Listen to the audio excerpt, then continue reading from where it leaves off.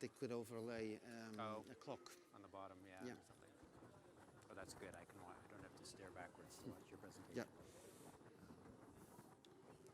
And by the way, they didn't give us a pointer, but the clicker, I hope. Oh, the clicker must have something. Boa tarde. Probably.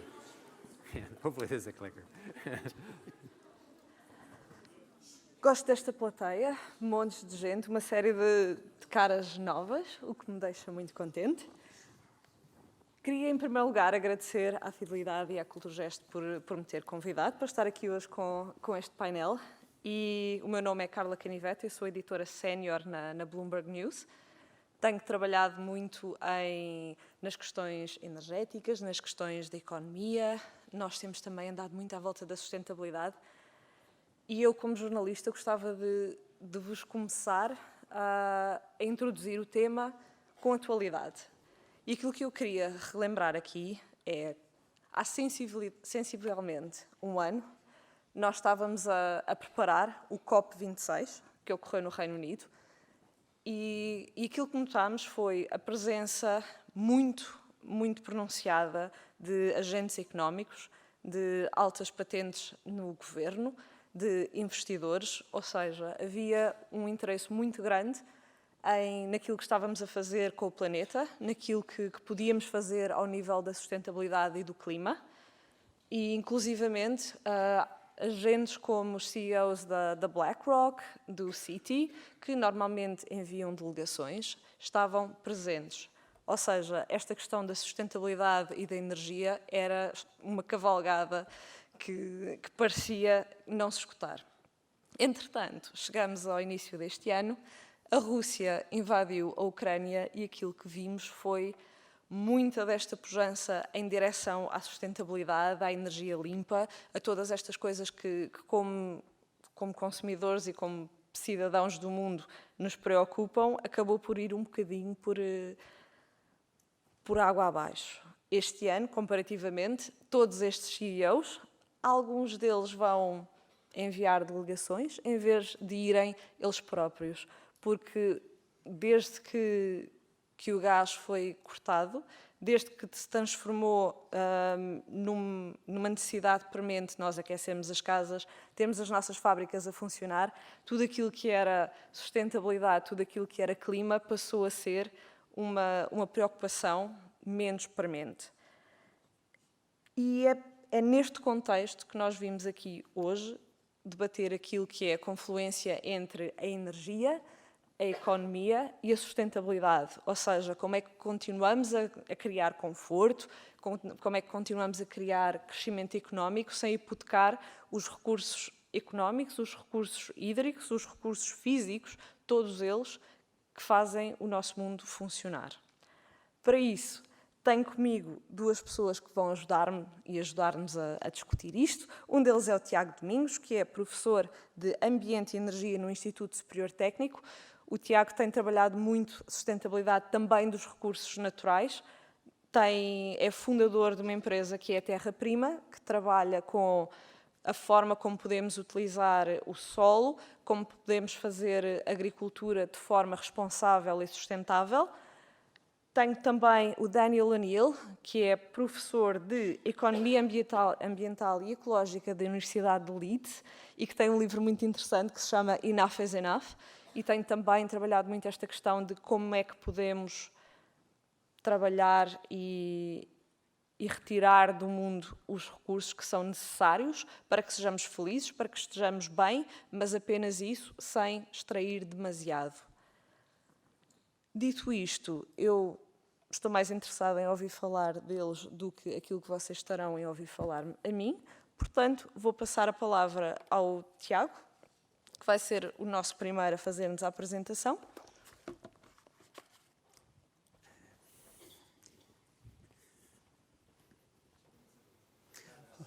Ok. Ora, então... Há outro, ok. Ora, então, boa tarde a todos. Eu daqui a pouco já vos vou falar de termodinâmica e a lição fundamental que a termodinâmica tem para nós é que o tempo só anda para a frente, não anda para trás. Portanto, eu julguei por momentos que este apontador era um instrumento pedagógico para aprender a segunda lei da termodinâmica, mas não é. e, portanto, eu posso passar os slides para a frente e para trás.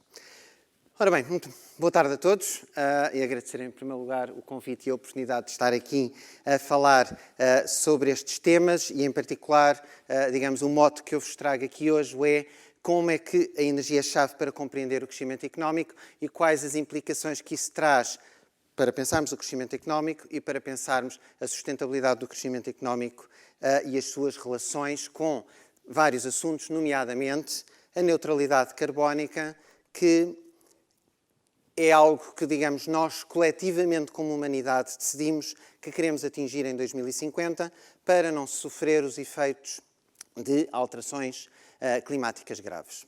Ora bem, maneira rápida e expedita de formular o problema como eu o vou aqui encarar hoje é: temos emissões de CO2, ou de gases de efeito de estufa em geral, e podemos decompor as emissões de CO2 em 3 contributos. O contributo que vem do sistema energético, que é CO2 por unidade de energia. O contributo da atividade económica, que é quanta energia que eu preciso por unidade de PIB, de Produto Interno Bruto, quanta energia que eu preciso para criar uma unidade de valor económico e, finalmente, o próprio PIB. Ora bem, portanto, reduzir emissões de CO2 só podemos fazer de 3 maneiras. Ou reduzir emissões de gases de efeito de estufa em geral. Descarbonizar o sistema energético, através do eólico, do solar, por aí fora. Reduzir a intensidade energética, portanto, usar menos energia por unidade de valor económico criado. E, finalmente, reduzir o PIB, que é uma possibilidade controversa, poderemos ter que a considerar, é uma possibilidade que o Dan O'Neill, a seguir a mim, discutirá. Agora, o que é perfeitamente claro, e isto é, na verdade, isto é consensual, não há nenhum modelo, nenhum cenário que não diga isto. O problema não é fazível, não se resolve só através da descarbonização do sistema energético. Isto é, através da total transição do nosso sistema energético para usar só energias renováveis. Isso não chega. Temos, simultaneamente, que atuar em termos da energia que usamos para criar valor económico. Portanto, não conseguimos fazer um suficientemente depressa, precisamos de fazer 2 e talvez precisemos de fazer 3. Mas a parte do 3 eu vou deixar para o Dan a seguir.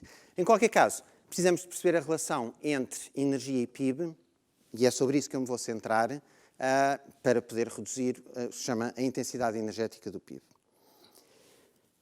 Outra componente fundamental do contexto, esta, digamos assim, do ponto de vista estritamente económico, é que aquilo que nós vemos hoje nas nossas sociedades, em todas as sociedades desenvolvidas, e que está aqui expresso neste gráfico, é que as taxas de crescimento económico têm vindo a diminuir. Em todas as economias desenvolvidas, o crescimento é cada vez mais lento e esse fenómeno começa também neste momento a afetar as economias em desenvolvimento mais avançadas, do qual o caso mais evidente é a China. Quando o crescimento económico desacelera, e dado que nós temos um modelo de sociedade em que a satisfação das populações está baseada num constante aumento da sua prosperidade material, nós temos problemas políticos. Temos problemas políticos que são absolutamente evidentes nas nossas sociedades ocidentais e uma sociedade como a chinesa vai também enfrentar esses problemas políticos em termos da legitimidade de um sistema político que, num certo momento, deixa de proporcionar os acréscimos de prosperidade material a que as pessoas estavam habituadas. Portanto, estes são os dois the twin problems, as duas questões que eu vou aqui abordar. A necessidade de cumprir compromissos climáticos e reduzir o consumo de energia e os problemas sociais que são criados pela redução do crescimento económico. Qualquer um dos dois nos leva à necessidade de perceber o processo do crescimento económico. Vou usar, é o que nós temos mais estudado e é onde estamos, o caso português, e vem aqui a evolução do PIB português ao longo das últimas décadas. Sempre a crescer, reparem, o crescimento é quase linear, o que na verdade quer dizer que houve taxas de crescimento de 5 ou 7% nos anos 60, 3 ou 4% nos anos 80, 2 ou 3% nos anos 90 e mais ou menos zero, de há 20 anos a esta parte, ligeiramente mais que zero. Portanto, temos o que já tínhamos visto no gráfico anterior. Ora bem, para percebermos os fenómenos que ocorrem com o PIB, precisamos de perceber o que é que causa crescimento económico. Para os economistas, é fácil pensar onde é que vão olhar. Todo o dinheiro que constitui o PIB, todo o dinheiro que os consumidores pagam às empresas, é pago, em última análise, só a duas componentes. Quem fornece o capital, os donos das máquinas, dos terrenos, dos edifícios, e quem fornece o trabalho. Dois fatores de produção fundamentais, capital e trabalho. Se nós fizermos, ao longo do tempo, a evolução da combinação de capital e trabalho, 1/3 para capital, que recebe 1/3 do PIB, 2/3 para trabalho, que recebe 2/3 do PIB, nós vemos esta linha vermelha. A evolução do capital e do trabalho ao longo do tempo é completamente incapaz de explicar a evolução do PIB. E até podemos fazer aqui umas correções para melhorar a maneira como medimos o capital e o trabalho, levando em conta que, como há aqui muitos alunos do ensino superior, que quem tira um curso, uma licenciatura, vai ser mais produtivo na criação de valor económico, levamos isso em conta, mas continuamos ali a ter esta enorme distância entre a linha verde e a linha azul, à qual os economistas não conseguem verdadeiramente explicar porque é que isto acontece, dão um nome que se chama produtividade total de fatores. Essencialmente, olhando para este gráfico, a explicação que a economia tem, ao longo da evolução das economias, neste caso a portuguesa, em 50 anos, os empresários, os gestores, tornaram-se muito mais inteligentes e eficientes a usar máquinas e pessoas para produzir valor económico. Tornaram-se 3 vezes mais eficientes. Ora bem, isto não é plausível, naturalmente, que subitamente as técnicas de gestão tenham conseguido introduzir estes progressos ao longo de 50 anos e, portanto, esta diferença que vem aqui entre a linha verde e a linha azul é um puzzle fundamental na ciência económica. E o que eu vos vou apresentar aqui é trabalho que nós temos vindo a desenvolver em conjunto com colaboradores internacionais, na verdade alguns deles colegas do Dan O'Neill na Universidade de Leeds, que é usarmos a física e a engenharia para resolver um problema aberto em economia. Para isso vamos usar as leis da termodinâmica e, em particular, um conceito que nós sabemos da termodinâmica, que se chama exergia. Não há aqui numa gralha, ok? Aquele X é mesmo para estar lá. Já vão perceber o que é quer dizer. Exergia não é o mesmo que energia. O conceito surge da necessidade de vos explicar que esta afirmação, uma lâmpada gasta energia, uma destas lâmpadas que está aqui em cima, é uma afirmação que só pode ser falsa. Porque, como disse o Lavoisier, antes de literalmente perder a cabeça na Revolução Francesa, na natureza nada se cria, nada se perde, tudo se transforma. E, portanto, a energia não se pode gastar, porque é conservada. No entanto, acontece, de facto, qualquer coisa numa lâmpada. Aquilo que acontece numa lâmpada é que uma lâmpada degrada energia. A eletricidade que entra na lâmpada tem muito mais capacidade de fazer coisas, de realizar trabalho, do que a luz e o calor que saem da lâmpada. E, portanto, nós o que dizemos é que a eletricidade à entrada tem mais exergia, mais capacidade de exercer um efeito no mundo, daí a palavra exergia, do que tinha a eletricidade à entrada, é muito mais capacidade do que o calor e a luz à saída. E, portanto, se quiserem fazer figura de geeks numa festa com amigos, digam, quando eles disserem desliga lá a luz porque estás a gastar muita energia, vocês dizem não está nada a gastar energia, estás a gastar exergia. Ok? Ora bem, outro conceito que é importante saber é, nas nossas economias, a energia passa por vários estádios de transformação. O primeiro, na verdade, é antes de passar por qualquer estádio de transformação. Pensem no caso do carvão, é carvão no subsolo, que ainda não teve nenhuma intervenção humana. Chamamos a isso a fase primária. Depois esse carvão é, por exemplo, transportado para uma central termoelétrica, onde produz eletricidade. Isto é exatamente o exemplo de uma coisa que cada vez queremos fazer menos, mas a humanidade ainda faz muito. E temos então aquilo que chamamos produção de energia final, que é a eletricidade. E depois essa eletricidade então chega aqui à lâmpada. E agora reparem aqui, é que é o ponto crítico que eu vos quero transmitir. A eletricidade não nos causa bem-estar nenhum. Aliás, quando muitos tiveram contacto direto com a eletricidade, vai-vos causar um mal-estar, não é bem-estar. O que nos cria valor económico e nos produz bem-estar é o serviço que nós retiramos, nomeadamente, neste caso, uma lâmpada que produz luz. E é isso que chamamos a fase útil. A fase útil é que é a fase de transformação da energia que cria valor económico. E neste gráfico tem a demonstração empírica, no caso português, ao longo dos últimos 150 anos, de que a afirmação que eu acabei de fazer é verdadeira. Ao longo dos últimos 150 anos em Portugal, se olharem para a linha azul, o que vocês veem é a energia final, que é a eletricidade, a gasolina, o gasóleo, a dividir pelo PIB. E vem essa linha a diminuir. E quem olha para ali, nomeadamente os economistas que olham para estas questões, olham para a linha azul e dizem: ótimas notícias, nós cada vez precisamos de menos energia para criar valor económico, porque aquela linha azul está a diminuir. Mas isto é uma ilusão, porque olhando concretamente para aquilo que cria valor económico, que é a fase útil, que corresponde à linha vermelha, o que vem na linha vermelha é que é constante. Há 150 anos precisávamos de uma certa quantidade de energia para produzir valor económico e 150 anos depois continuamos a precisar da mesma quantidade de energia para produzir valor económico. Não houve nenhuma evolução. E, portanto, temos um problema que é, e que devemos depois discutir agora ao longo desta sessão, que é como é que resolvemos este problema. Porque, como vimos no início, se não reduzirmos a quantidade de energia por valor económico que a humanidade usa, não conseguimos cumprir os objetivos da neutralidade carbónica e, portanto, estabilizar o clima. E, portanto, depois devemos discutir como é que o poderemos fazer. Só para arrumar o problema inicial que eu vos referi, que era este gráfico, e esta diferença entre a linha verde e a linha azul, toda esta fração que a economia não sabe, toda esta fração de crescimento económico que a economia não sabe explicar. Na verdade, quando nós usamos este conceito que eu vos introduzi da exergia útil, em que somamos a luz que sai das lâmpadas, com o trabalho mecânico que sai do motor de um carro, com o ar frio que sai de um ar-condicionado, com o trabalho mecânico que sai do motor elétrico de uma fábrica, quando somamos isso tudo numa economia, essa energia é uma maneira muito melhor de medir o contributo que as máquinas fazem para produzir valor económico do que simplesmente somar o valor das máquinas usando dinheiro, que é como os economistas fazem e é o que dá origem às linhas vermelha e verde que aqui têm. Quando medimos as máquinas de acordo com a sua capacidade de fornecer energia, a produtividade total de fatores fica explicada. O problema na economia resolveu-se olhando para o sistema de uma forma física e constatando que aquilo para que as máquinas servem é para disponibilizar energia. Para finalizar, vou-vos dar aqui uma parábola que resume aquilo que eu tenho estado a dizer, aquilo que nós chamamos a parábola do agricultor inglês. Uma parábola é como na Bíblia, é uma história simplificada para apanhar o essencial da questão.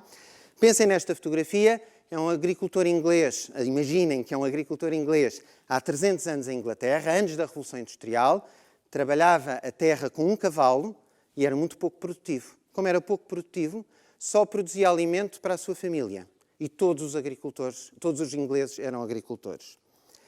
300 anos depois, hoje, o agricultor trabalha a terra com um trator de 100 cavalos, o que literalmente quer dizer que o motor daquele trator disponibiliza 100 vezes a energia de um cavalo.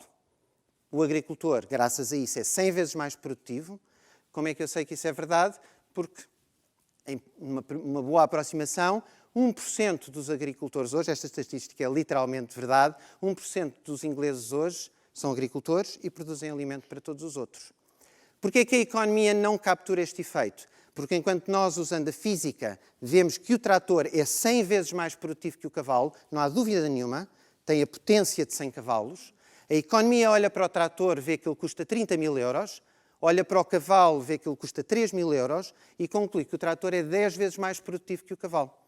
Porque há de ser por isso que alguém paga 30 mil em vez de 3 mil. É porque é 10 vezes mais, mas não porque a medida económica não está a capturar o verdadeiro contributo do trator e, digamos, desta parábola extrapolem para qualquer outra máquina e daqui concluo a mensagem essencial que eu vos quero transmitir, que é não podemos compreender o crescimento económico sem pensar na energia e isso traz-nos óbvias implicações sobre como é que podemos fazer a transição para a neutralidade carbónica e como é que podemos manter ou não o crescimento económico, mas isso fica como um ponto de interrogação para discutirmos a seguir. Muito obrigado.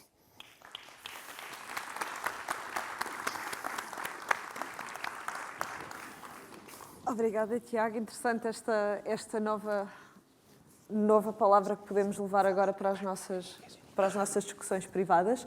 Agora vou passar a palavra ao Daniel. Eu, entretanto, esqueci-me de vos dizer no início, a parte da sessão vai ser em inglês.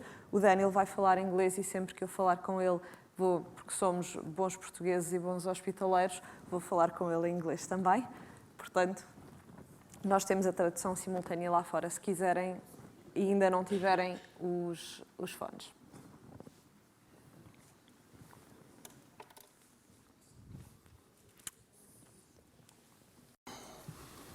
Thank you, everyone. Muito obrigada, é um grande prazer estar aqui convosco neste evento tão entusiasmante. O Tiago explicou-nos a relação complexa entre energia e crescimento económico. É difícil negar a importância da energia para a economia, particularmente quando estamos no meio de uma crise de abastecimento global.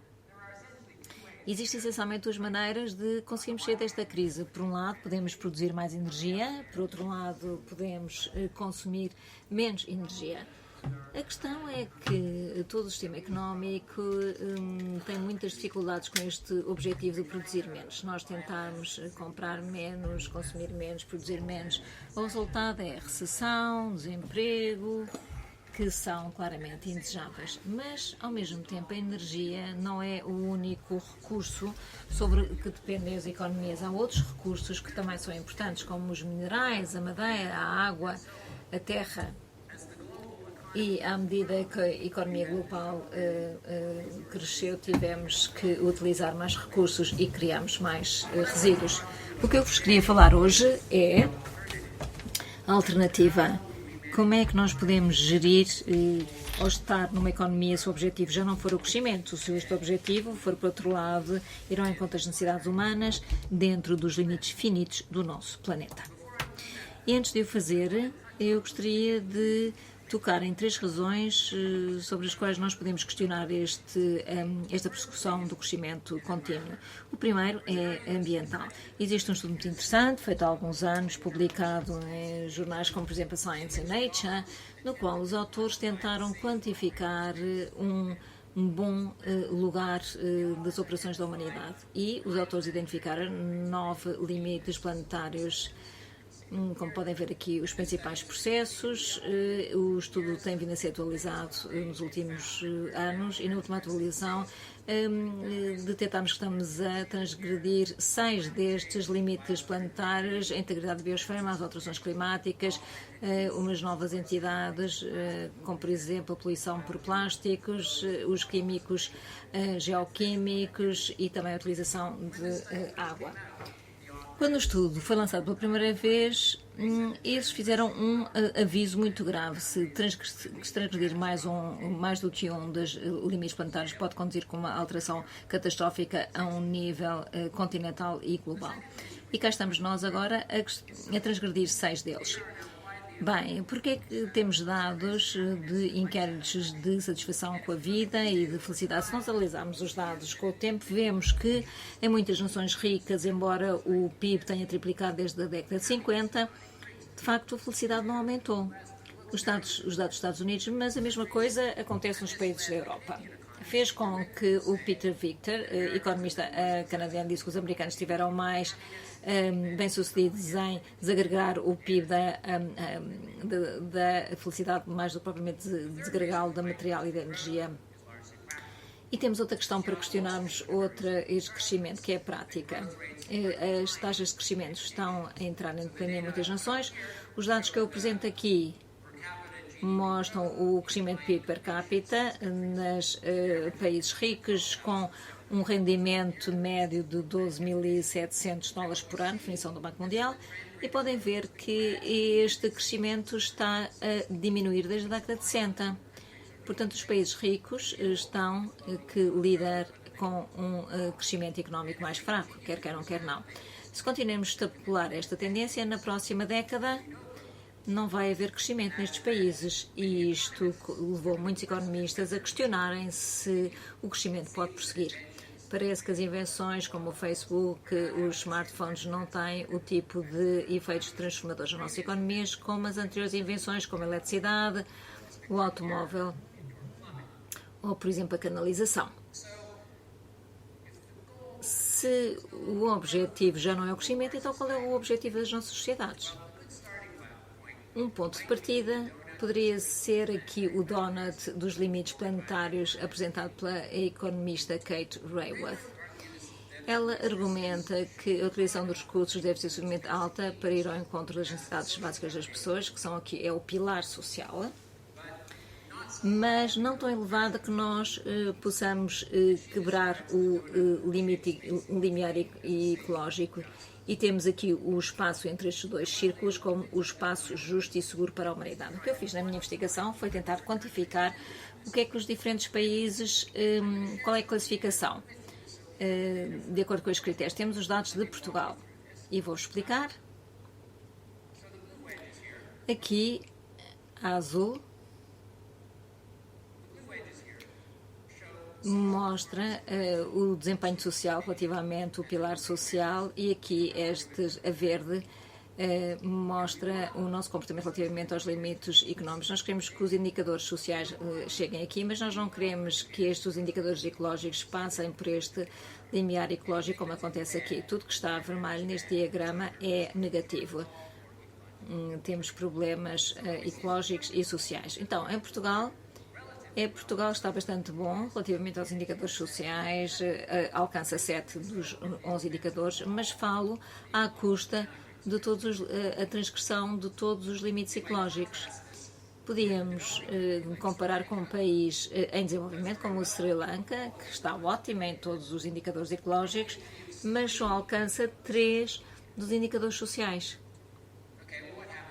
Então, o que é que acontece quando analisamos uma série de países? Então, cá temos uma série de países.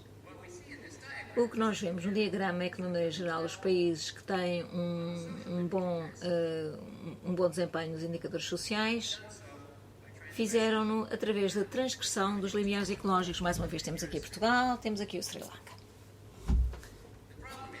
O problema é que onde nós queremos estar é aqui.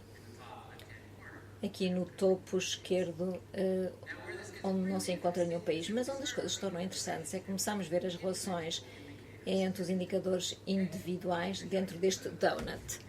Vou-vos mostrar dois.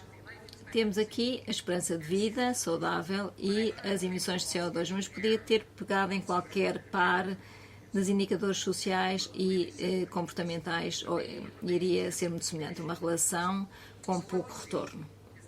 Então, o que nós vemos, temos com níveis baixos de utilização de recursos, um pequeno aumento conduz a melhorias dramáticas no bem-estar. Mas, para além deste ponto de viragem, temos muito poucos benefícios adicionais. Significa que os países ricos, como os Estados Unidos, podem reduzir os seus recursos, andar aqui nesta curva, aqui até onde está Portugal, sem um verdadeiro declínio no bem-estar.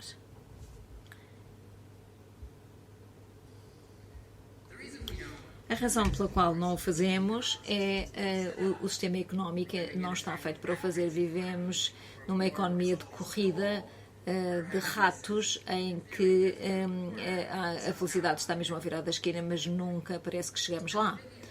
A questão é que as coisas não têm que ser assim, existe uma alternativa e os economistas ecológicos têm vindo a trabalhar naquilo que chamamos uma economia pós-crescimento. A minha contribuição neste espaço é o livro referido pela Carla, Enough is Enough, e é um pequeno filme no YouTube, se estiverem interessados, que explora algumas alterações necessárias para alcançar esta economia estável.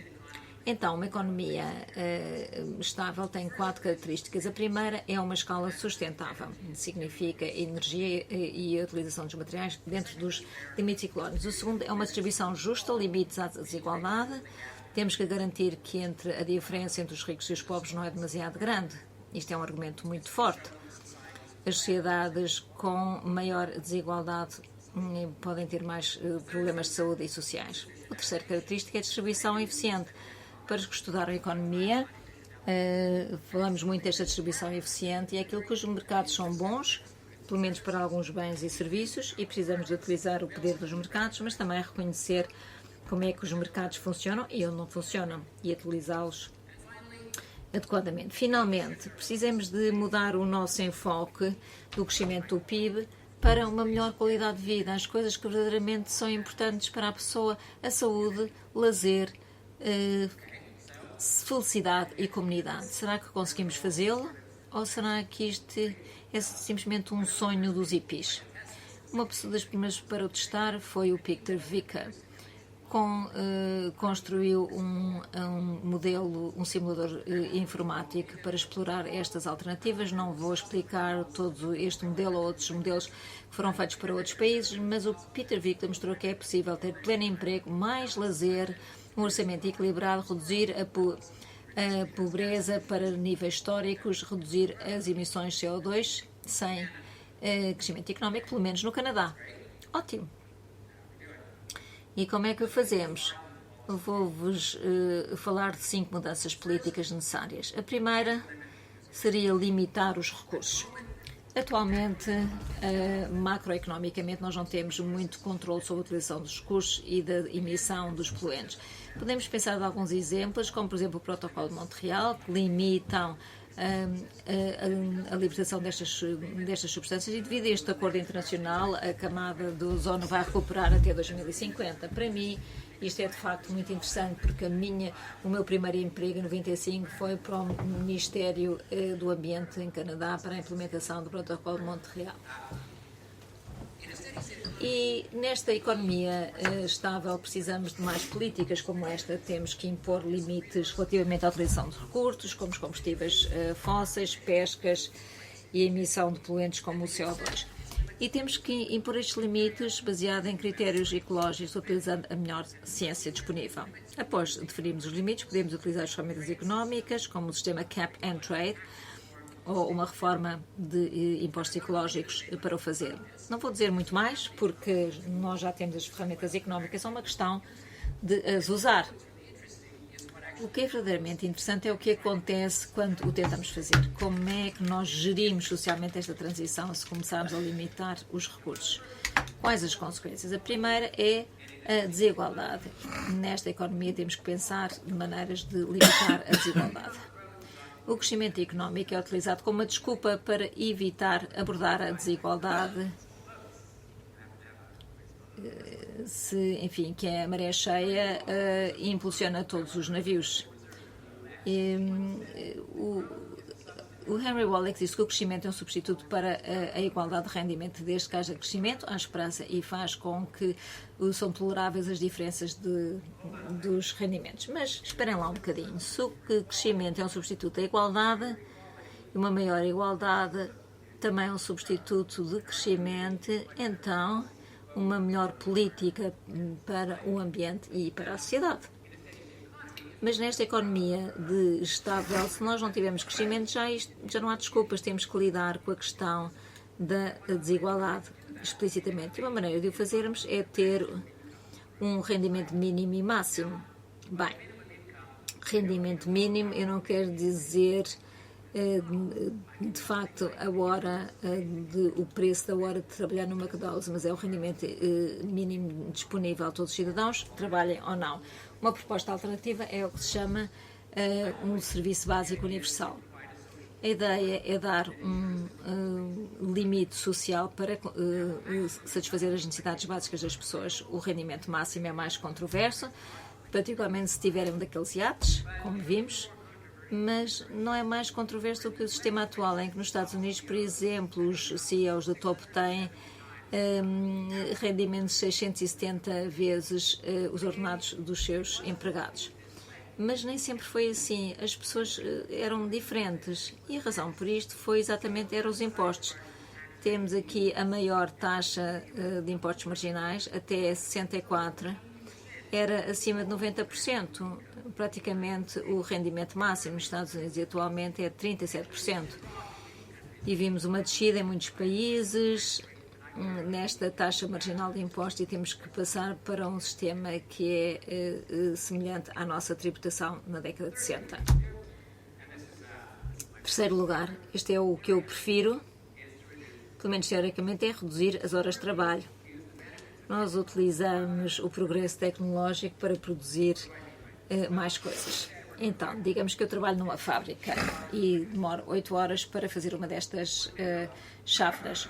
Um dia, devido à minha educação universitária, eu vou produzir estas chávenas 2 vezes mais rapidamente. Será que eu vou para casa já ao meio-dia? Não. Significa que vamos produzir o dobro. E o departamento de marketing vai-me convencer a colocar aqui slogans. De outro modo, eu perco o emprego. E nesta economia de estabilidade nós não podemos aumentar a produção só para manter as pessoas empregadas. Lembrem-se dos limites planetários. Mas o que nós podemos fazer é, óbvio, podemos utilizar os benefícios do progresso tecnológico para reduzir o dia de trabalho ou a semana de trabalho. Que é essencial para fazer com que esta política funcione é dar às pessoas mais liberdade para escolher as suas horas de trabalho. Em França, o governo tentou legislar uma semana de trabalho mais curta e foi muito pouco popular. Nos Países Baixos, o governo simplesmente deu às pessoas o direito de reduzir o seu horário de trabalho. Devido a isto, todos os anos os holandeses têm 6 semanas de mais férias do que comparado com os britânicos e 11 semanas comparado com as pessoas aqui em Portugal. Enfim, devemos ir todos viver para os Países Baixos. O que temos que pensar é repensar a maneira como as empresas criam valor. Atualmente, no mundo, temos aqui as empresas, propriedade dos acionistas, é que é obrigado a maximizar os retornos aos acionistas. Os acionistas é um interesse supremo. Isto é demonstrado em 1918 por Henry Ford. Disse que queria empregar mais homens para espalhar os benefícios do sistema industrial para o maior número de pessoas, para ajudá-los a melhorar as suas vidas, em vez de pagar mais dinheiro aos acionistas. Era uma boa ideia, mas não aconteceu, porque um tribunal obrigou a empresa a dar retorno aos acionistas mais do que fazer um reinvestimento como Ford queria. E as empresas estão agora numa abordagem muito limitada à criação de valor, que enfatiza os lucros de curto prazo. Nesta economia estável, as empresas têm que aumentar a sua concepção do valor para criar também retornos sociais e ambientais. Existem muitas empresas que já estão a fazer, e falamos como empresas sociais, algumas aqui do Reino Unido. Podemos ajudar esta transição encorajando as pessoas a adotar estruturas alternativas para além das empresas coacionistas, que são menos orientadas para o crescimento, cooperativas e empresas comunitárias que permitem às empresas a priorizar os objetivos sociais e ambientais, ainda tendo o lucro. And then the final thing we need to do is change the way. Temos que mudar a maneira como medimos o progresso. A nossa principal medição do progresso é o PIB.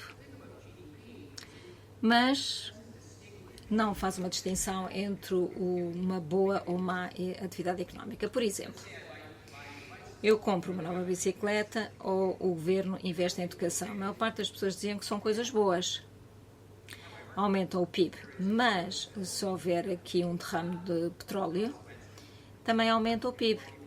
Se as pessoas começam a fumar, então de facto aumenta 2 vezes o PIB quando vendemos os cigarros e quando aumentam os custos da saúde.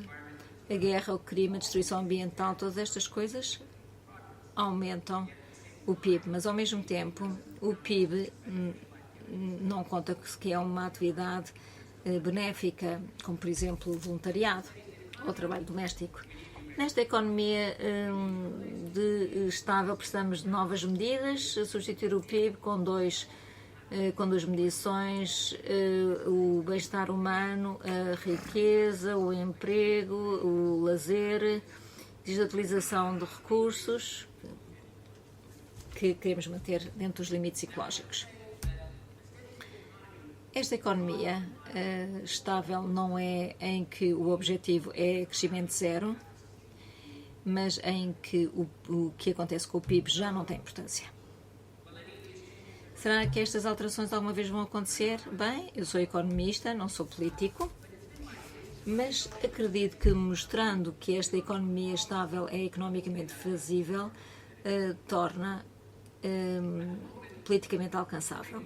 Atualmente estamos a tomar decisões baseadas se são boas ou não para o crescimento ou para a produtividade. Não é são boas para as pessoas ou para o planeta. Esquecemos que o crescimento é simplesmente um meio para alcançar o fim, não o próprio fim. Mas quando nos libertarmos desta opressão com o PIB, podemos nos centrar naquilo que verdadeiramente importa, a saúde das sociedades e dos ecossistemas. Muito obrigada.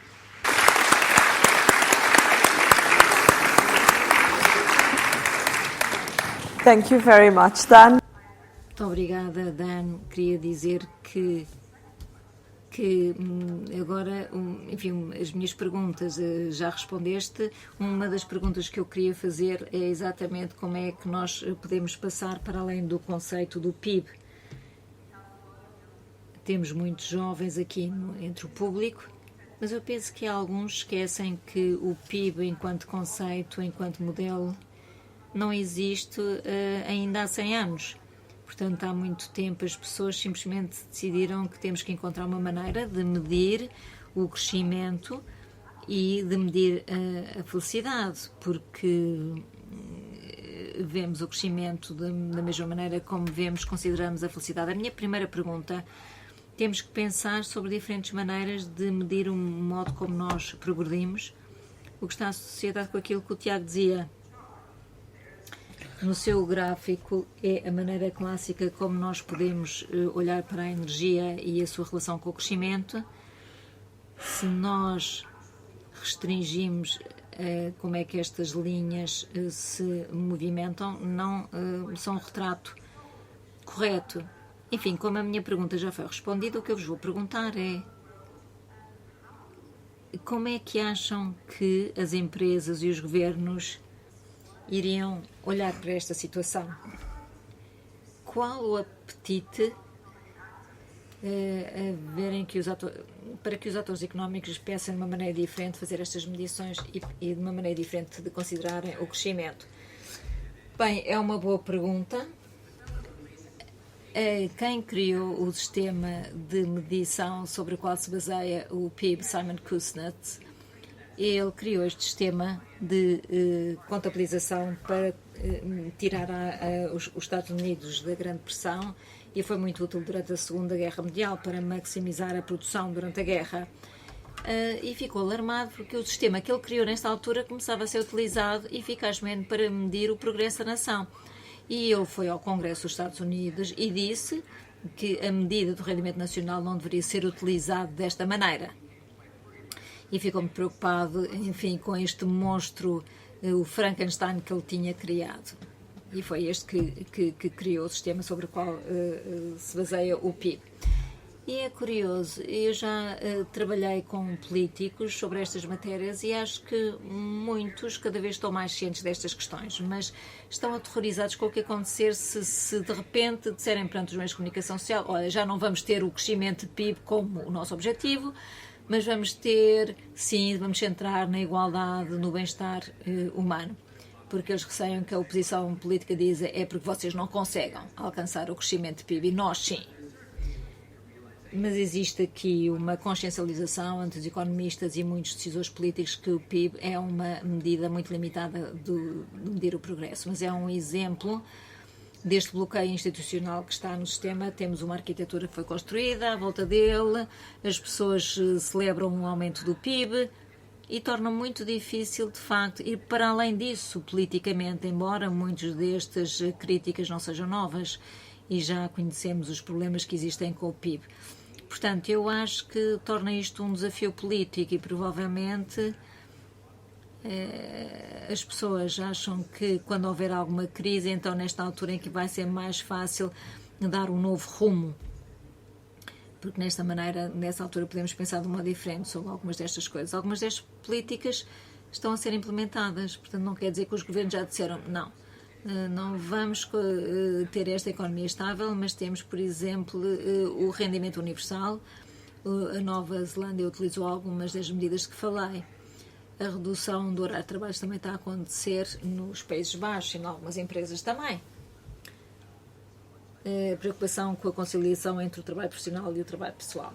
Enfim, estas alterações são muito vagarosas, tendo em conta a crise ecológica que estamos a enfrentar. Uma das maneiras que vemos que temos em ter outras medidas de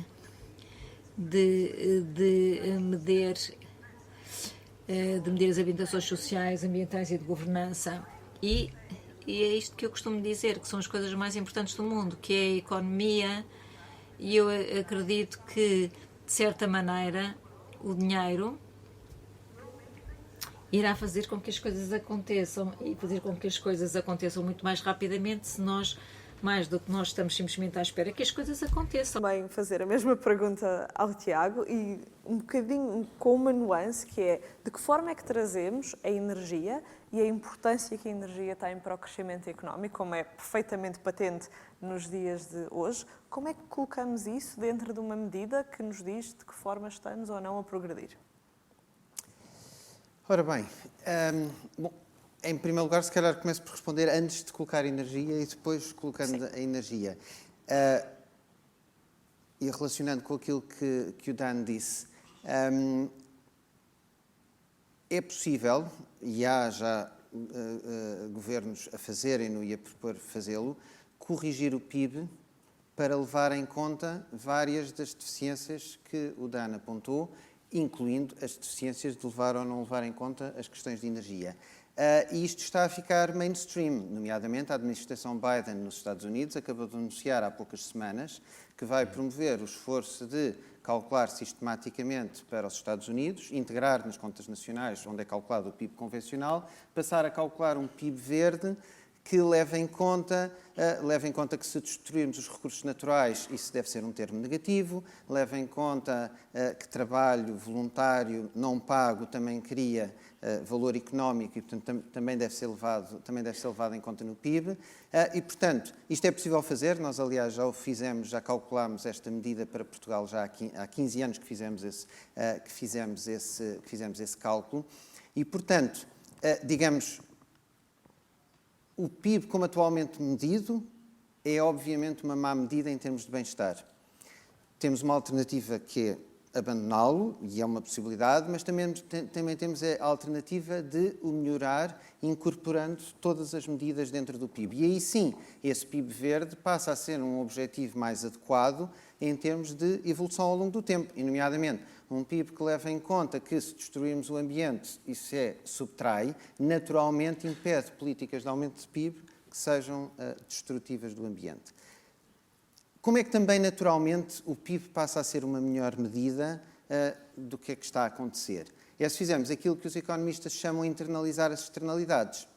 Quando as empresas pagam pelo CO2 que emitem, quando as empresas pagam ou são impedidas de fazer destruição da biodiversidade, quando as empresas pagam pelo consumo de água que fazem, pela poluição da água que fazem, isso vai aparecer como custos e elas vão alterar as suas atividades levando isso em conta e, portanto, mais uma vez, quando as empresas internalizam todos os custos ambientais, o PIB fica uma medida mais próxima de uma medida adequada de bem-estar. E aqui eu faço a ligação para a questão do ESG, da incorporação, que está claramente na berra em termos das grandes empresas, da incorporação de indicadores ambientais, sociais e de governança no funcionamento das empresas. E aqui talvez estejamos em divergência sobre um otimismo sobre o benefício disso, porque eu acho, e há outros que acham, que isso é na verdade uma distração.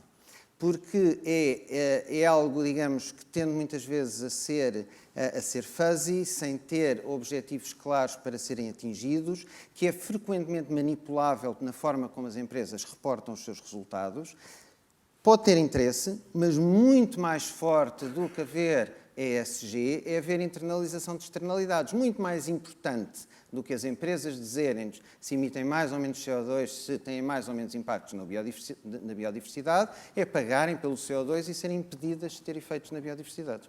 Sim. Não estamos necessariamente em desacordo, porque eu também acho que é positivo que as empresas tenham mais essa preocupação, mas também acho que, e isto passou a ser uma realidade muito concreta, como empresas que emitem obrigações e que estão na Bolsa e têm uma catalogação de ESG e depois aquilo que vamos ver e aqueles mandatos de investimento são feitos com base em só podemos investir parte do nosso portfólio, do nosso dinheiro em empresas verdes, em empresas sociais e depois aquilo que vamos constatar mas efetivamente o que é que estamos a utilizar para medir estes objetivos e chegamos em muitas das vezes à conclusão que como teoria é muito bom, na prática so-so. É um caminho que ainda estamos a a percorrer.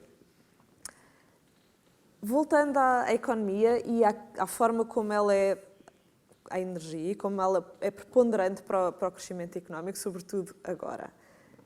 Eu queria perguntar-vos, porque nós muito rapidamente passámos de vamos avançar para energias limpas, vamos avançar para a sustentabilidade, estamos todos há uns quantos anos muito preocupados com isso. Entretanto, assim que cortaram o fluxo de gás para a Europa, com aquilo que isso implica não só para nós como consumidores, para aquecer a casa, para fazer o nosso assado no forno, tudo aquilo que isso implica para a nossa vida, mas também para manter as fábricas em movimento e rapidamente se passou de vamos tentar baixar a pegada para ponham as centrais a carvão a funcionar o mais rápido possível, porque senão não haverá crescimento de todo e se não houver destruição, estamos nós muito bem. Aquilo que eu queria perguntar é, vocês acham que nós andamos muito rápido? Nós quisemos passar para energias limpas sem abandonar o investimento em energias fósseis, nomeadamente no petróleo, sem ter assegurado que as energias limpas eram suficientes para suprir as nossas necessidades energéticas e estamos agora a sofrer as consequências disso? Ou o caminho tinha mesmo que ser este e aconteceu, ninguém estava à espera? E começo pelo Tiago. Ora bem, obrigado pela pergunta, que permite-me introduzir alguns dos tópicos que eu alvitrei que ainda não estavam quando falei.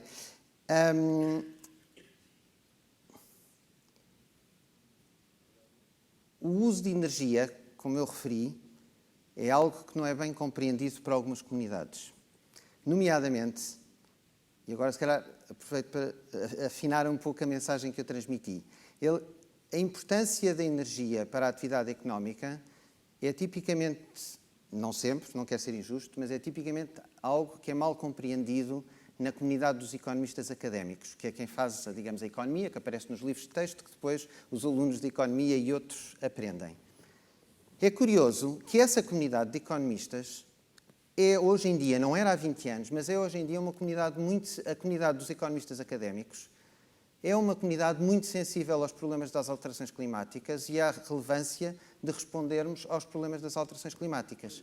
Portanto, é preciso cuidado com uma crítica injusta de se andar a falar daqueles economistas que não ligam nenhum ao ambiente. Isso já não é verdade. O problema nessa comunidade dos economistas académicos é que eles preocupam-se com o ambiente, mas não percebem que a energia é fundamental para a atividade económica. E, portanto, propõem soluções que são incompatíveis, propõem soluções onde simultaneamente há crescimento económico e há diminuição do uso de energia. Esta visão errada contaminou os policymakers do mundo desenvolvido, nomeadamente a Comissão Europeia, muitos governos europeus. Uma incapacidade de compreender o quão fundamental a energia é para a criação de valor económico no nosso modelo atual. Não foi compreendido. O que é engraçado é que muitos dos movimentos da nossa sociedade que, erradamente, são contra o combate às alterações climáticas, estão errados desse ponto de vista, mas estão certos porque eles sim, que não são os economistas académicos, são os practitioners, os agentes económicos na sociedade real, eles sim sempre tiveram a noção do verdadeiro valor da energia e, portanto, eles sempre sim disseram que fazer a transição energética e cumprir os compromissos climáticos ia ser extremamente doloroso. O aviso deles estava certo. O que podemos é discordar dos objetivos, da maneira como balancear os objetivos. E agora, reality came back with a shock. Com a Ucrânia, afinal, sabemos agora sim, em termos reais, que é perfeitamente verdade que a energia é essencial e, portanto, que o caminho como estava a ser feito não estava bem pensado. Agora, isso não quer dizer que o caminho tivesse todo errado, nem nada que se pareça. A transição energética precisava de ser feita, solar, eólico, e precisava era ter sido feita ainda mais depressa. Quanto mais depressa ela tivesse sido feita, menos nós agora sofreríamos o efeito do aumento do preço do gás natural devido à guerra na Ucrânia. Mais os alemães do que nós, mas todos a sofrer. Quanto mais essa transição tivesse acontecido. Mas inevitavelmente a transição não acontece de um momento para o outro. E, portanto, a falácia de ideias a preto e branco, outro tipo de ideias a preto e branco, que são, precisamos de fazer a transição o mais depressa possível, ponto 1, mas mais do que isso, como ela tem que ser feita, temos que fazer já e em todo o lado e o mais possível. Por exemplo, é inaceitável que se faça mais exploração de combustíveis fósseis em países ocidentais, porque, e isto em princípio está correto, a Agência Internacional de Energia e outras entidades fizeram estudos, em princípio corretos, que mostram que, para cumprirmos a neutralidade climática em 2050, já temos todas as minas de carvão, todos os poços de petróleo e todos os poços de gás natural que precisamos para as necessidades até lá. Todos os que agora se construam a mais, parte deles não vão poder ser usados até ao fim. Em princípio, isto é correto. Agora, o que não é correto é daí considerar que, por essa razão, não se abre mais nada de exploração de combustíveis fósseis em situações que estão sob o controle de países como os nossos, ou cá, sob o controle, e, portanto, essencialmente deixa-se toda a capacidade de exploração de combustíveis fósseis na mão de regimes nos quais nós, se calhar, não gostaríamos de estar nas mãos deles. Agora, o que é que isto é inevitável? É um conceito que eu não sei exatamente qual é que é a tradução em português, mas digo em inglês, que é o conceito dos stranded assets. A preocupação aqui é que nós sabemos que, se cumprirmos a neutralidade carbónica em 2050, estes poços de petróleo a mais que sejam feitos, parte deles não vão poder ser utilizados até 2050. E, portanto, vão constituir um prejuízo. É verdade. Agora, a questão é, e isso vai acontecer inevitavelmente, agora a questão é, esse prejuízo deve acontecer em exploração de combustíveis fósseis que acontece no Ocidente ou em países autocráticos do qual nós não devemos depender? Que vai haver stranded assets, vai haver de certeza. Que vai haver ativos que não vão poder ser usados até ao fim, vai haver de certeza. Mas isso não é novidade nenhuma. Toda a evolução das economias desenvolvidas nos últimos 3 séculos foi feita à custa daquilo que o Schumpeter definiu como destruição criativa. It happens all the time. Quando as locomotivas e os comboios apareceram, os donos de cavalos e de transporte a cavalo foram à falência e aqueles cavalos e aquelas carroças passaram a ser stranded assets. Isto não é novidade nenhuma. E é óbvio que é preciso gerir estes ativos dos combustíveis fósseis que vão ficar stranded, que não vão ter valor, mas isso não pode ser razão. E esse sim então é que é o erro. Devíamos ter feito a transição mais depressa, mas continuávamos a ter dependência de combustíveis fósseis e devíamos ter reconhecido que essa dependência de combustíveis fósseis não podia, do ponto de vista geoestratégico, deixar-nos na dependência de países dos quais nós claramente não queremos depender. Sim, faz sentido, sim. Sim, e cada vez mais nós notamos que cada vez que há uma pequena onda no foro internacional em termos de geopolítica, nós apertamos todos um bocadinho, porque sabemos que, apesar desta vontade de avançarmos para energias limpas, para sermos melhores pessoas, para sermos mais amigos para o ambiente, continuamos a estar muito dependentes das energias fósseis e lá está. E quanto mais depressa avançarmos para a transição, para deixarmos de estar dependentes disto, melhor. Daniel, I wanna hear you about... Eu quero ouvir a sua opinião sobre isso também e eu queria trazer um ponto para a mesa. Até há pouco tempo, no Reino Unido, estavam a discutir se deviam continuar com o fracking e trazer o xisto da terra e do solo. Faz sentido que ainda estamos a fazer isso, porque ainda estamos dependentes, ou que devíamos acabar com tudo o mais depressa possível e trazer novos. Não faz sentido continuar com o fracking e devia ser a transição para os renováveis tão depressa quanto possível. Quanto mais tempo esperamos, mais difícil será. E quando chegamos às fronteiras planetárias, vai ser mais difícil tratar destes problemas ambientais. A mim surpreende-me que a resposta é a crise energética. Ok, temos de investir muito dinheiro em energia renovável. Eu pergunto-me, porquê é que isso será? Se estamos a pensar as coisas a curto prazo, não vamos ter o problema de energia daqui a 6 meses e não vamos ter de pensar nisso mais, então não vamos nos preocupar-nos com esta coisa de transição.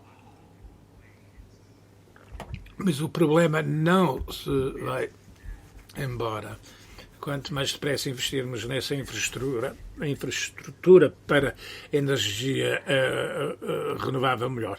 Mas estas coisas como fracking, isso não se arranja rapidamente, não é de repente temos gás natural, são projetos lentos. Aqui não temos um argumento, mas eu não vejo nenhum argumento para continuar isso, a não ser que haja alguns interesses do governo que estão a beneficiar disso, ou a única coisa que sabem, porque o primeiro-ministro antigo tinha ligações com a indústria de óleo e gás. Isso é um ponto de vista um bocado cínico, mas qualquer análise académica diz que temos de fazer a infraestrutura já. Por outras palavras, tentar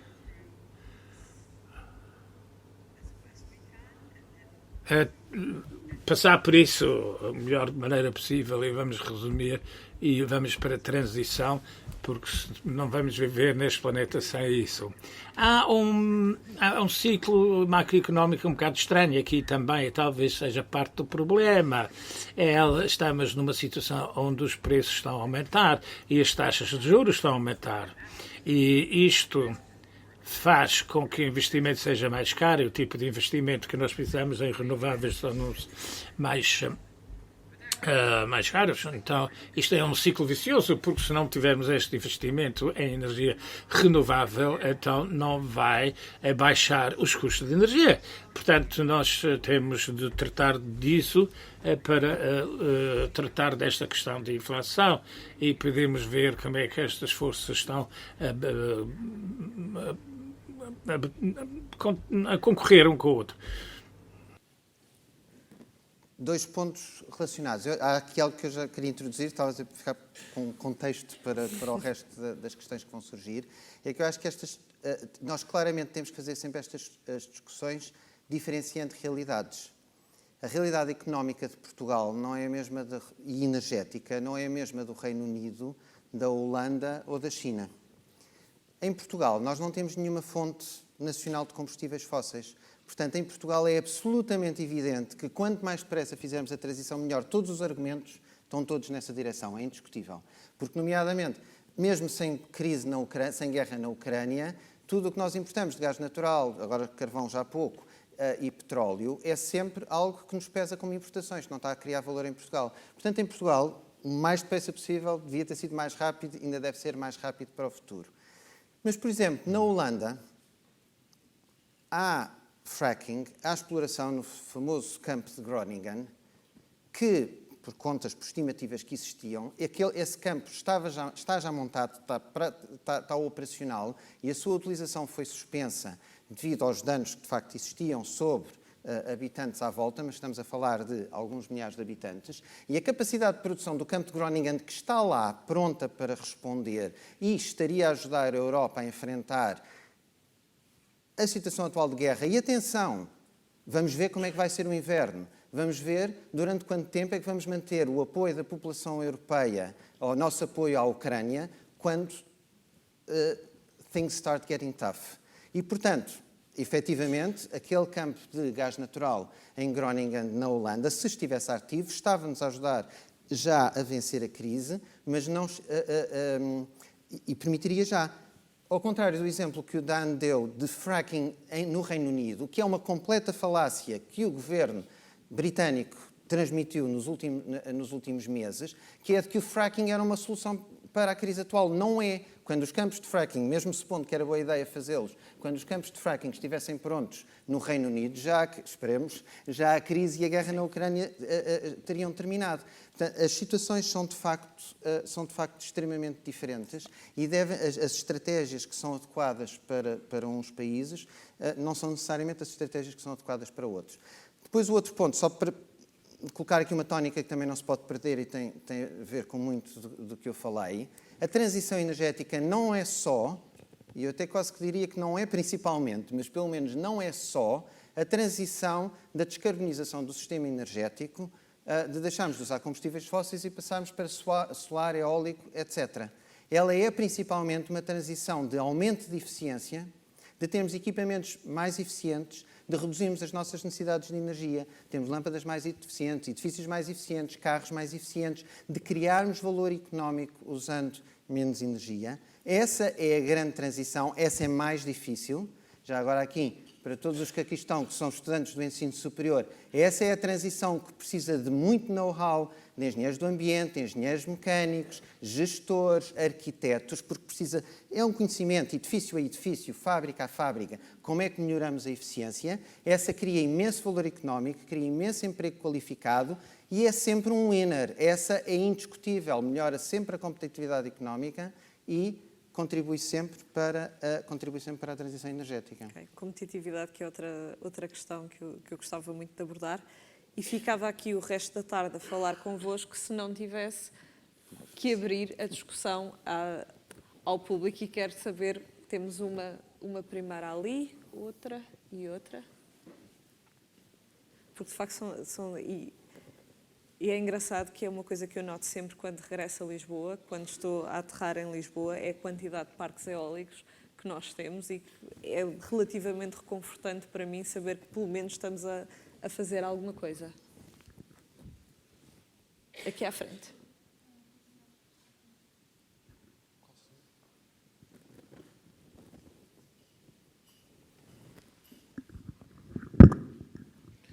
Eu gostava de fazer uma pergunta sobre a referência ao campo de extração de gás na Holanda, que tinha custos ambientais para os habitantes. Portanto, Tiago Domingos entende que era necessário, era útil desenvolvê-lo, no entanto não disse qual era a solução para esses problemas ambientais e de saúde. Eu acho que há aqui um problema cultural, que é nós dizermos isto é preciso, mas vai levar tempo. O problema é que a física do planeta não espera. A guerra aconteceu porque a falta de democracia na Rússia, a falta de investimento na democracia, foi, em vez disso, orientada para se desenvolver as trocas de combustíveis fósseis com a Rússia. Portanto, no fundo, há aqui valores que são abandonados porque é mais cómodo continuar nos circuitos económicos que estão lubrificados e que facilmente permitem mais valias para alguns, porque não são para todos, porque quando se chega à vez dos mais frágeis, diz-se, mas esses iriam para o desemprego, atenção, porque fica sempre alguém a pagar, que tem que ser os mais frágeis, porque é preciso manter as mais-valias e as rendas mais altas para quem investiu, e é essa regulação que, no fundo, falta. Igualmente, falta, portanto, do ponto de vista da revolução cultural necessária, a questão do crescimento é uma questão, uma falsa questão, porque, na verdade, o que nós precisamos é de mais progresso, de mais prosperidade, mais bem-estar humano. E, portanto, não se pode continuar a confundir coisas que, de facto, são prejudiciais. Não bastam os pequenos remendos. É preciso avançarmos de forma decidida para aquilo que são as renováveis, a transição energética, e deixarmos-nos destas coisas de que é difícil e demora tempo. Demora porque é esta revolução cultural do lado dos valores e da ética que é mais lenta. Obrigada. Portanto, aqui esta questão que nós já tínhamos abordado, de que o crescimento em si não é a única coisa e a única forma de olhar para progresso.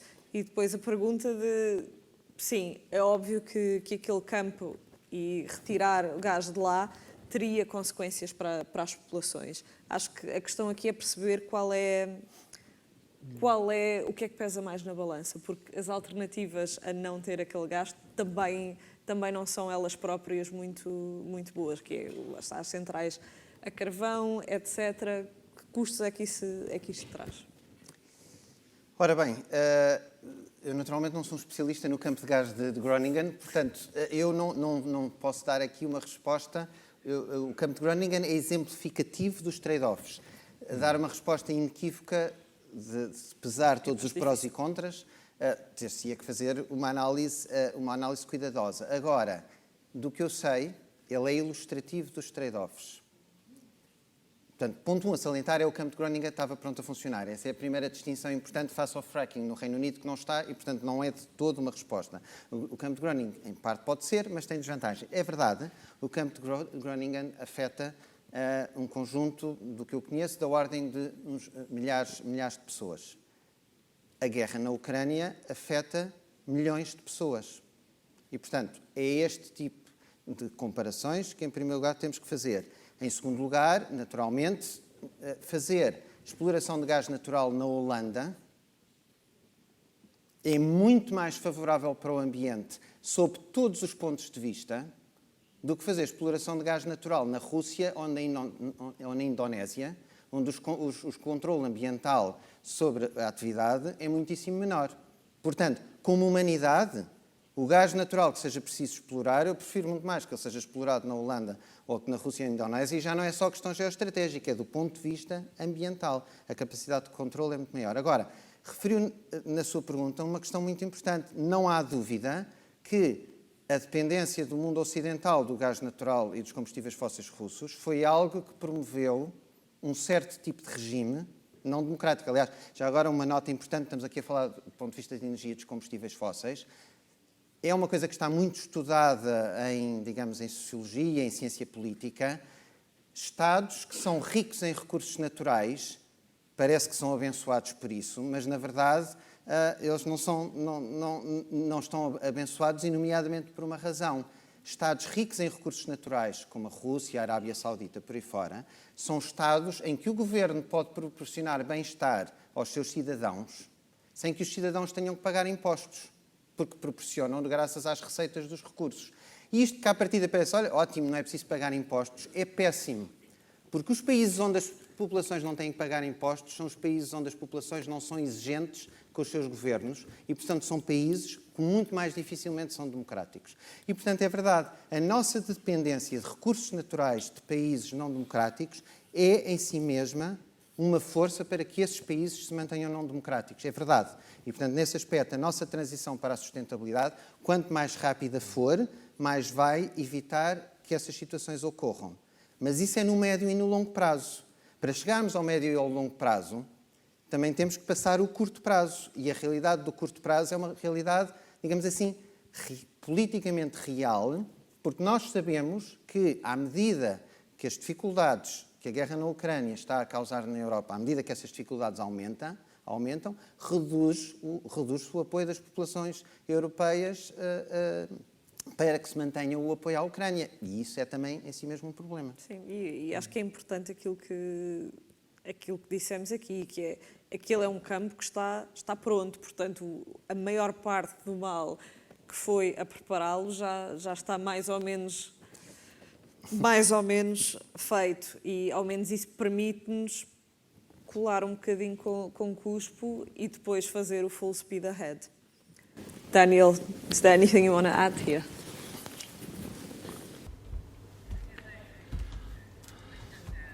Posso acrescentar que não há recursos de energia, é livre do impacto ambiental. Mesmo energia solar seria uma boa alternativa. Não disso, é livre do impacto ambiental.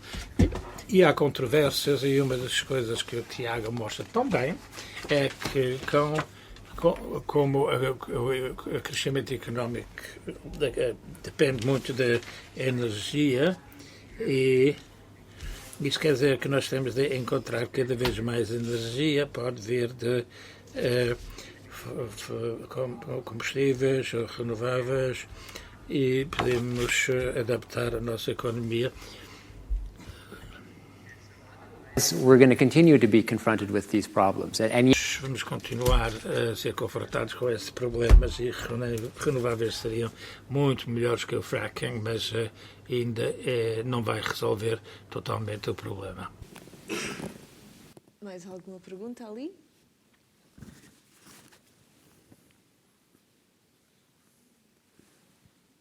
Olá. Então, o que eu gostaria de trazer...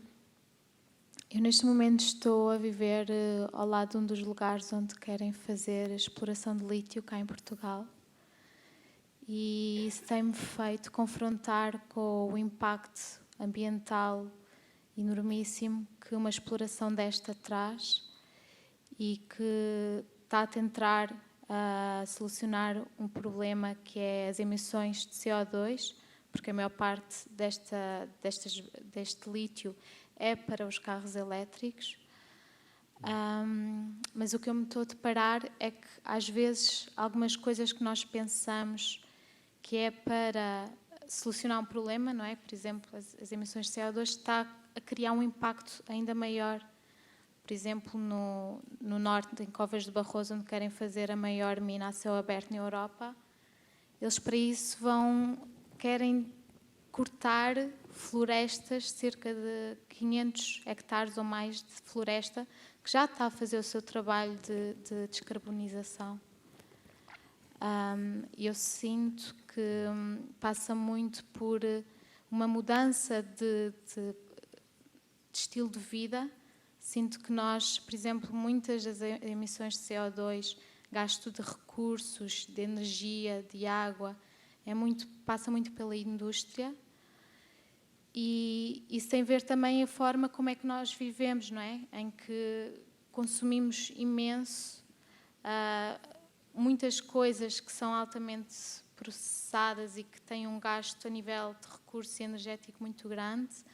Então, queria saber também a vossa opinião em relação a isso e a pensar mais numa forma de educação em que realmente comecemos a mudar as nossas práticas, e às vezes são práticas simples no dia-a-dia, e uma forma de estar e pensar que se calhar o Natal maravilhoso não é tipo imensos presentes, mas um estar em família, onde se troque amor, onde esses laços sejam reforçados. E sim, e também perceber qual é a vossa opinião em relação a... Lá está, porque as energias verdes, tudo tem um impacto. E eu acho que às vezes podemos estar muito focados na questão do CO2, mas algumas coisas fazem um impacto ambiental que depois nós nem sequer percebemos as repercussões. Por exemplo, esta exploração de lítio é preciso uma quantidade enormíssima de água. Portugal está a secar. Nós temos a possibilidade de investir um recurso que é tão essencial à vida para estas explorações. Ok, obrigada. I think I'm going to start with you for this one, Daniel. And I think the general question that we're trying to answer is, are we consuming too much? And what is the other side of the coin? Because we keep... Será que nós estamos a consumir demasiado? E qual é o outro lado, o reverso da medalha? Porque nós temos... não precisaríamos simplesmente de parar. A primeira resposta, posso responder rapidamente, sim, estamos a consumir demasiado. Portanto, é uma questão de como é que nós fazemos esta transição. Quando eu trabalho na parte económica, um dos aspectos importantes é que temos que adaptar o sistema para que o sistema possa funcionar numa situação na qual não estamos a consumir cada vez mais todos os anos, porque atualmente estamos a consumir menos, o resultado é uma recessão, porque o sistema económico não está adaptado para tal. Mas nós sabemos agora bem que as políticas que temos de mudar para mudar a economia. Para mim, pelo menos enquanto economista, é mais fácil do que mudar a cultura, que eu penso é o sentido da sua pergunta. Mas o que é curioso é que muitas pessoas compreendem basicamente isto, esta mensagem muito básica de que o dinheiro não compra a felicidade. e de facto já há muita pesquisa científica que mostra que as coisas que verdadeiramente melhoram as vidas das pessoas não são habitualmente, não têm a ver com a compra de um último iPhone ou uma televisão maior, que nos dão assim um impulso rápido de felicidade, mas as coisas que nos dão a felicidade mais duradoura e interação com outras pessoas, amigos, experiências duradouras que têm um impacto muito mais duradouro no nosso bem-estar. Na década de 70, o movimento ambientalista foi culpado por ter assustado um bocadinho, por exemplo, há limites de crescimento, a sociedade vai entrar em colapso, portanto tem que ser feita alguma coisa. Eu penso que o discurso mudou, porque nos apercebemos que viver dentro dos limites de um planeta finito pode implicar também muitos benefícios sociais. Significa que nós podemos ter uma sociedade melhor, em que as pessoas vivem melhor, em que as pessoas não têm que trabalhar tantas horas, que as pessoas podem ter maior bem-estar. Eu penso que, através da comunicação, a base científica e passando estas mensagens, que esperemos que faça com que esta transição cultural se torne mais fácil. Mas um dos problemas é que existem muitos interesses, como por exemplo a indústria dos combustíveis fósseis, que se opõem a algumas destas mudanças, porque irão afetá-los negativamente. Portanto, nós temos este campo de batalha à volta destas mudanças, o que torna difícil mudar algumas destas questões culturais. Mas não significa que nós não tentemos e que nós não tenhamos que fazer. Das outras perguntas académicas, enfim, não é assim tão académica, é uma questão prática. Podemos fazê-lo através do incrementalismo ou será que é preciso, enfim, algum colapso ou alguma crise para nos obrigar a estas mudanças? Eu preferiria que nós pudéssemos mudar a situação gradualmente, mas não é assim tão má planearmos para uma situação de crise, porque sem dúvida nenhuma nós não planeamos esta crise simplesmente. Tiago, já agora queria perguntar-lhe uma coisa, porque sei que também tem trabalhado muito na área da utilização dos recursos e a melhor forma de utilizar esses recursos para que podemos ser eficientes e possamos retirar deles o melhor que consigamos com o mínimo de impacto possível. Isso traduz-se também para coisas como minas, sei que tem trabalhado na agricultura, passa um bocadinho por aquilo que fizermos, vamos fazê-lo da forma mais eficiente possível? Sim, certamente, fazê-lo da forma mais eficiente possível. Eu, de facto, sobre minas sou quase um leigo, não é? Quer dizer, não tanto um leigo, pronto, mas próximo disso. De facto, aqui o que eu percebo mais é de agricultura e de floresta. Já agora só uma nota em relação... É um pormenor, mas depois vou usá-lo para ilustrar uma questão, porque referiu... De facto, é enorme o impacto das minas de lítio, isso é indiscutível. É outra vez um caso parecido como o campo de Groningen. Temos que ponderar os custos e os benefícios. Temos de ter cuidado na análise como fazemos, porque, por exemplo, não é em si mesmo a perda do carbono das árvores que há nessas 500 hectares que é relevante. Esse carbono é muito pequeno comparado com o carbono que se vai evitar graças a todos os carros elétricos que vamos poder ter graças a essa mina. Agora, há outros aspectos de paisagem, de biodiversidade, já serão mais difíceis, e de desenvolvimento local, por aí fora, que terão que ser analisados.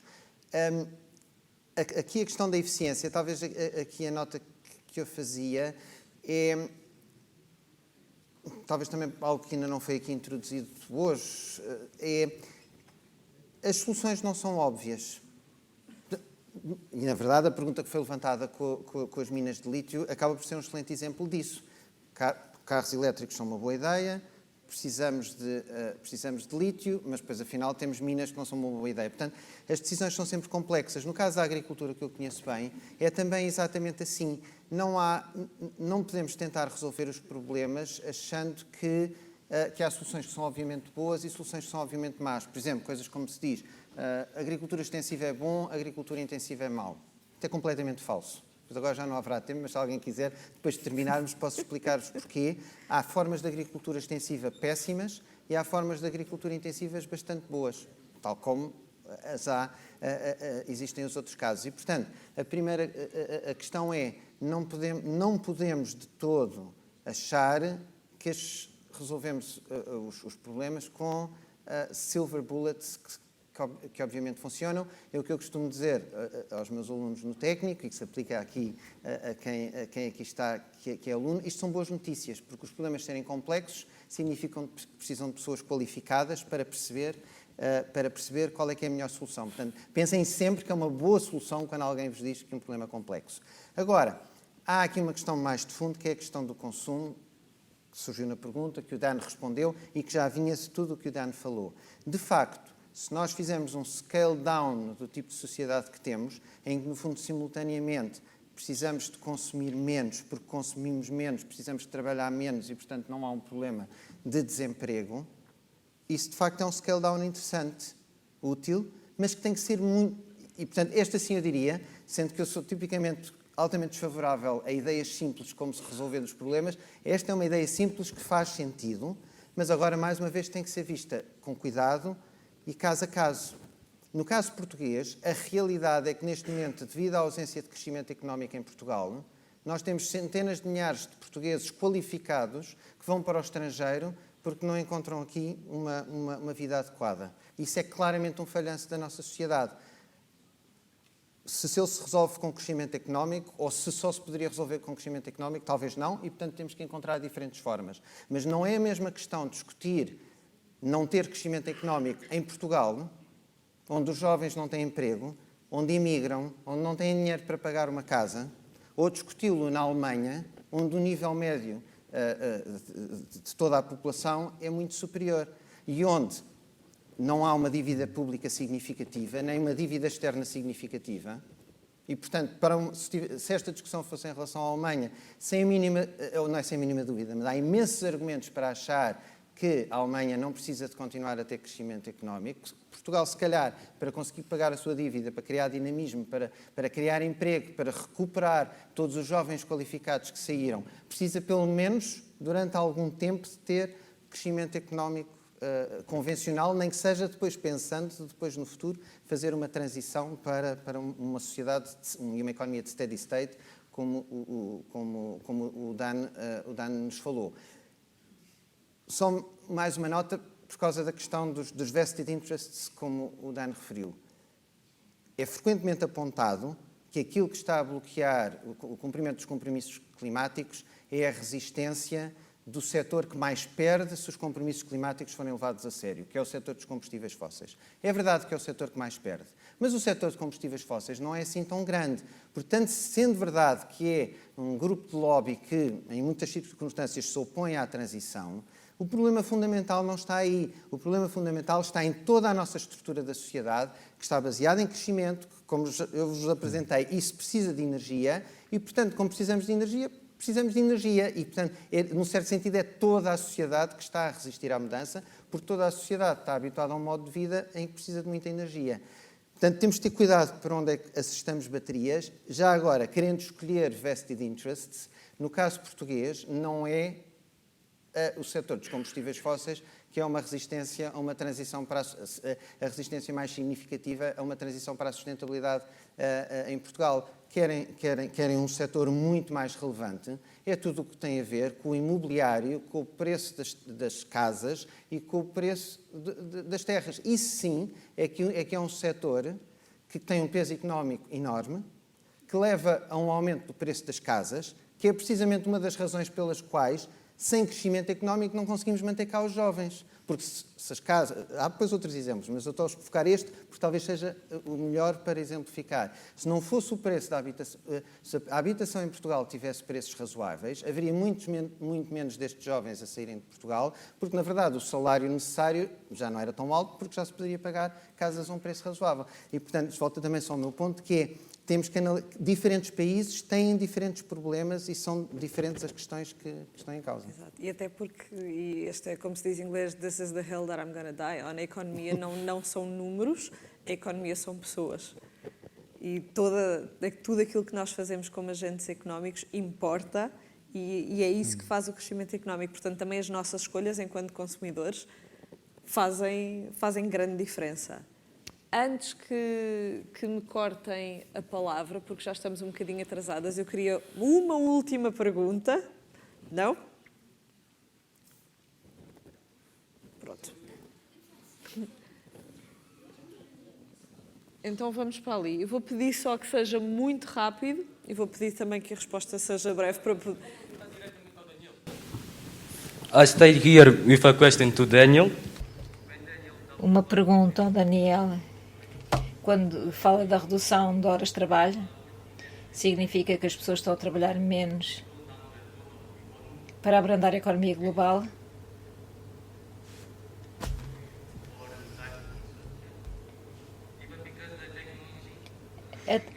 A tecnologia pode ajudar as pessoas a reduzir a sua carga de trabalho, não? Existem propostas diferentes relativamente à redução do tempo de trabalho, mas uma de que eu falei é utilizar as melhorias da produtividade para reduzir as horas de trabalho em vez de produzir mais. Portanto, é esta uma maneira de o fazer, mas podemos também reduzir as horas de trabalho para além dos ganhos de produtividade, fazê-lo, iríamos ganhar menos, por exemplo. E existem, de facto, uns inquéritos muito interessantes que foram feitos, uns inquéritos, enfim, perguntaram às pessoas o que é que preferia. Se nós pensamos nos benefícios, por exemplo, se retirarmos os benefícios da evolução tecnológica e dar-lhe um salário mais elevado e reduzir as horas de trabalho. E 80% das pessoas preferem a redução do horário de trabalho. Mas será às pessoas vamos dar a opção de reduzir as horas de trabalho? Já não vamos falar da produtividade. É agora que vamos fazer, quer reduzir as horas de trabalho e redução do salário, ou quer trabalhar mais e ganhar mais, ou ficar na mesma. Neste cenário, temos 50% das pessoas que dizem manter a situação como está, 40% diz reduzir horas de trabalho e reduzir o salário, e 10% dizem aumentar as horas de trabalho e aumentar o salário. Mesmo utilizando esta proposta, se nós demos mais liberdade às pessoas para reduzir o seu horário de trabalho, isso iria ajudar-nos a lidar com esta questão do desemprego, porque iríamos ter um número significativo de pessoas a reduzir a seu horário de trabalho, queria criar mais oportunidades de emprego. Portanto, são estas diferentes maneiras para reduzir o horário de trabalho a longo prazo, relativamente aos benefícios da evolução tecnológica que eu falei, ou simplesmente dar às pessoas mais liberdade para ajustar os seus horários de trabalho. Dizer alguma coisa? Era só uma pequena nota adicional ao que o Dan falou, enfatizar a importância da redução de tempo de trabalho quando não há um aumento de produtividade, que foi a segunda parte do que o Dan acabou de dizer. Mas e porquê? Por uma mensagem extra que tem a ver com aquilo que eu vos expliquei hoje. É que, de facto, o que a nossa análise histórica nos diz do passado é que a produtividade do trabalho só aumenta quando o agricultor passa a usar um trator de 100 cavalos em vez de usar um cavalo. E, portanto, historicamente, nós só aumentamos a produtividade à custa de mais energia. E, portanto, do ponto de vista de reconciliar objetivos ambientais com objetivos sociais, precisamos é de olhar para esta situação que o Dan referiu. Não haver aumento de produtividade, em situações que não há aumento de produtividade, porque isso implicaria mais gasto de energia, mas as pessoas simplesmente fazem o scale down, assumem, eu vou ter menos tempo de trabalho, melhor conciliação de trabalho-família, por aí fora, e, portanto, conciliar as duas coisas. E já agora só uma nota que eu acho que está implícita no que o Dan falou, mas acho que ele não disse explicitamente e é importante dizer. Atenção que redução de tempo de trabalho, quando falamos disto, não estamos necessariamente e só a falar de pessoas que ao longo de toda a sua carreira passam a trabalhar 80% do tempo em vez de 100%. Pode ser pessoas que a maior parte do tempo trabalham 100%, mas depois, quando têm filhos, quando têm um familiar doente, etc., trabalham a 0%. E, portanto, em média, trabalharão a 80%, ok? É preciso ter isto em mente. Redução de tempo de trabalho inclui estas situações. Ok, muito obrigada. Eu vou encerrar agora a sessão de perguntas e respostas, que já nos prolongámos um bocadinho mais, e vou ser breve também naquilo que quero dizer agora. Nós começámos esta discussão a falar em 3 coisas: crescimento, economia e sustentabilidade. Do crescimento, percebemos que olhar para ele apenas do ponto de vista do PIB não é suficiente. Há uma série de outras coisas que têm que ser incluídas para podermos ter uma verdadeira noção do que é que o progresso significa, o que pode incluir trabalhar menos, encontrar formas de consumir menos, mas há aqui algumas coisas que podemos alterar. Sobre a energia, dizer que é claramente e fica claramente patente o quanto ela é importante para nós, o quanto ainda dependemos de energia para tudo na nossa vida, basicamente, e como temos que acelerar a transição energética para cada vez mais podermos avançar sem estarmos a hipotecar os recursos físicos e sem estarmos a hipotecar o nosso futuro. Sustentabilidade, que vem aqui um bocadinho ao encontro da mesma coisa, que é nós só temos um planeta e nós só temos uma oportunidade de fazer isto como deve ser. Portanto, quanto mais depressa tratarmos destas coisas todas e racionalizarmos a forma como usamos a energia e como criamos progresso, mais depressa estaremos bem. Obrigada, Tiago, obrigada, Daniel, e obrigada a todos por estarem aqui. E agora, pedem-me para dizer que no foyer há um coffee break, por favor, encontramos-nos lá.